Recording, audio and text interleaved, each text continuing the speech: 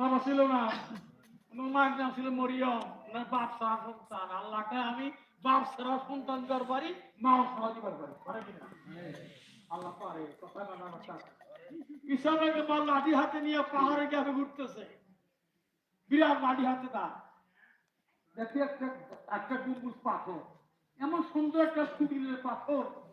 আল্লাহর কাছে মুসা ইসাবে গাম্বা দরখাস্ত করলো, আল্লাহ গো কত পাথর দেখছি দুনিয়ার মধ্যে, এই সুন্দর পাথর দেখি রে, তুই পাথর কি রাখছাও? আল্লাহ কয় মুসা ঈসা লাঠি দিয়ে আঘাত করে পাথরের মধ্যে। ঈসা লাঠি দিয়ে পাথরের মধ্যে আঘাত করাতে পাথরটা হয়ে গেল, পাথর খাই দুই ভাগ হয়ে গেল, ভিতরে একটা একটা মানুষ বসে হচ্ছে। কি বসে হয়েছে?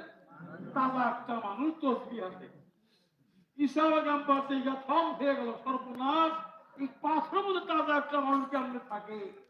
আল্লাহ জিজ্ঞাসা করলো দরবেশ, আসসালামু আলাইকুম। আলাইকুম সালাম। আমি আমি তো আপনার থেকে ভয় পেতেছি। এই দরবেশকে ঈসা তোমাকে আমি চিনি, এই দরবেশ কয় ঈসা তোমাকে আমি চিনি, তুমি ঈসা গাম্বার। ঈসা গাম্বার আহত হয়ে গেল, পাথরের মধ্যে থাকে, আমার চিনল কেন? আচ্ছা হুজুর, আমি মাপ চাই আপনার কাছে, ভুল করছি, আমাদের আপনি মাফ করবেন। আমাদের পাথরের কেমন করে থাকেন, কিভাবে থাকেন এই পাথরের মধ্যে আমি বুঝতে পারলাম না, ছিদ্র নাই, চেরা নাই, কোনো ফাঁকা নাই। এই দরবেশ করতে ঈসা, তুমি আল্লাহ নবী হইয়া জিজ্ঞেস করলা, এই কথা তোমার লজ্জা করলো না? ঈসা আমার আর থমকে গেল, আরে কি কইলাম, ভুল হয়ে গেল, কি কইলাম গো, কি কইলাম গো? দরবেশ কয় ঈসা, তোমার কাছে আমি জানতে চাই, এই পাথরে থাকতে না পারি, একটা মুরগি ডিমের মধ্যে বাচ্চা কেমন করে থাকে?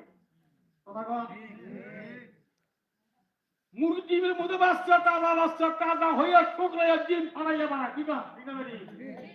ওই দরবেশ কয় ঈসা, তোমাকে জানতে চাই, পাথরে থাকতে না পারি, মুরগি ডিমের বাচ্চা হয়ে গেল ডিমে ভাষা আছে? ঈসা আল্লাহর কাছে মাফ চাইল, আল্লাহ গো আমাকে মাফ করে দিও, এই দরবেশের কথা দরবার দিবার বলতাম। জিজ্ঞাসা করছে, বাবাজি আপনি মাফ করে না আমাকে, আপনি পাথরে কদিন দিয়ে থাকতেছেন, ইবাদত করতেছেন? এই দরবেশ করতেছেন, ঈসা আমি পাথরে আসি 450 বছর যাব।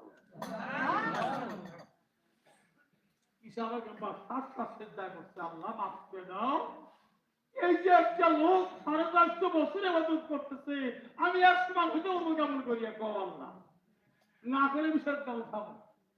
আল্লাহ কয় ঈসা সেটা উঠাও, আমি তোমাকে ফায়সালা করে দেই। বলে কি? তোমার পরে একটা নবী দুনিয়াতে আনাবো, সে আখিরি পয়গম্বর, আমার দোস্ত সাইয়্যিদুল মুরসালিন খাতামুন নবী মুহাম্মদ রাসূলুল্লাহ সাল্লাল্লাহু আলাইহি ওয়াসাল্লাম, বলেন না? সেই নবীকে পাঠাবো, সেই নবীর জামায় একটা রাত দেবো আমি, একটা রাত। কটা রাত? একটা রাত দেবো। সে রাতটা কোন দিন?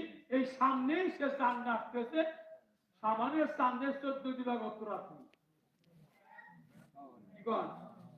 আল্লাহ ঈসা সামনের চাঁদের 14 দিবাগত রাত্রি কোনো বান্দা, ওই আখির পয়গম্বরের জামানায় সেই উম্মতেরা যদি কোনো বান্দা ইবাদত করতে পারে, আমি তার দরখাস্ত ফেরত দেব না।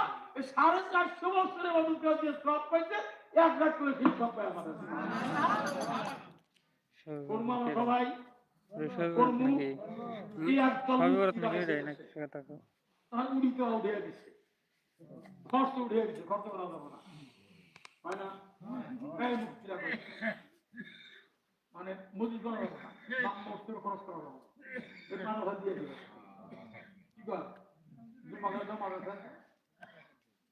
অনেক খরচ করা যাবে, আর উড়ি তো আমার বিক্রি করা যাবে না, এটা অনেক শেষ। রুটি খাও, হালুয়া খাও, আর ওই রাতটা ইবাদত করো, খায় ঘুমান যাবো না, তা তো খাই না, বুঝতে পাই না, খায় ঘুম করা যাবে, টাকা ভাত টাত খায় ঘুম করো না, রুটি খাওয়া ভাত খাওয়া ঘুম করা না, হালুয়া খা, রুটি খা, সারা রাত ঘরে বেড়ে থাকে, স্বামী স্ত্রী আর শুইয়া আল্লাহরে ডাকবে, আল্লাহ 450 ইবাদত করে দিয়ে সব পেয়েছে, এক রাত করে সেই চক কিন্তু হুঁশিয়ার মানুষ, কবরে যাইতে হবে বাবা, আপনি দুনিয়া আমাকেও থাকার জায়গাও না, থাকবো না, আমি থাকবো না, আপনিও থাকবেন। এই যে গান গাইলাম,